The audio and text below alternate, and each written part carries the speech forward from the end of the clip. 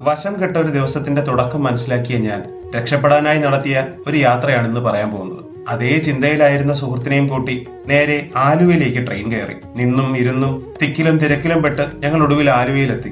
4 മണിക്കൂറോളം നീണ്ട യാത്ര പ്രഭാത ഭക്ഷണത്തെ ആവിയാക്കിയെന്ന് മനസ്സിലാക്കിയ ഞങ്ങൾ ഒരു വെജിറ്റേറിയൻ റെസ്റ്റോറന്റിൽ കയറി ആഹാരം കഴിച്ചു. സുഹൃത്തിന്റെ നിർദ്ദേശപ്രകാരം ചനാ ഭട്ടൂര കഴിക്കാമെന്ന് തീരുമാനിച്ചു. ആദ്യമായി കഴിക്കുന്ന അങ്കലാപ്പോടെ വായിലേക്ക് വച്ച ഭക്ഷണം പക്ഷെ നാവിൽ എനിക്ക് പ്രിയമാർന്ന രുചിയായി മാറി. ഞങ്ങളുടെ യാത്രയുടെ ലക്ഷ്യസ്ഥാനം ഇവിടെയാണ്, പെരുമ്പാവൂരിനടുത്തുള്ള പ്രശസ്തമായ ഇരിങ്ങോൾ കാവ്. ഒരുപാട് തവണ ഇൻസ്റ്റാഗ്രാമിൽ കണ്ട് പോകാൻ ആശിച്ച ഇടം ഇന്നതാ മുന്നിൽ വന്നെത്തിയിരിക്കുന്നു. ഓരോ തവണയും പ്ലാൻ ചെയ്യുമെങ്കിലും എങ്ങും എത്താതെ പോയ ഇങ്ങോട്ടേക്കുള്ള യാത്രകളുടെ അവസാനം ഈ സ്വർഗ്ഗലോകത്തേക്ക് ഞങ്ങൾ എത്തിച്ചിരിക്കുകയാണ്. 3 നേരങ്ങളിൽ 3 ഭാവങ്ങളിൽ ദുർഗാദേവിയെ ആരാധിക്കുന്ന ഈ ക്ഷേത്രത്തെ പറ്റി രസകരമായ ഒരു ഐതിഹ്യമുണ്ട്.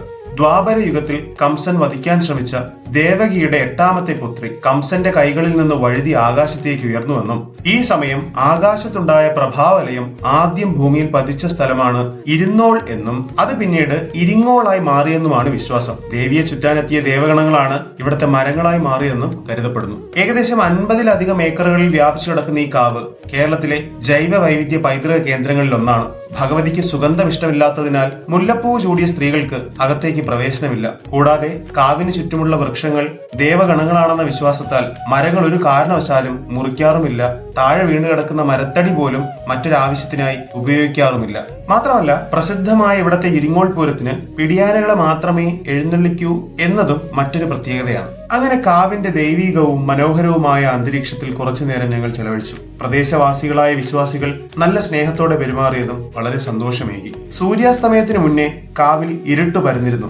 ദീപാരാധനയും കണ്ട് പിന്നെയും കുറച്ചു നേരം കാവിന്റെ ലഹരിയിൽ മുഴുകിയിരുന്നു. അങ്ങനെ ഇരിക്കുമ്പോഴാണ് തിരികെയുള്ള അതിദൂര ദുർഘട യാത്രയെക്കുറിച്ച് ആലോചിച്ചത്. അങ്ങനെ പെരുമ്പാവൂരിൽ നിന്നും ആനവണ്ടി കയറി നേരെ നാട്ടിലേക്ക്.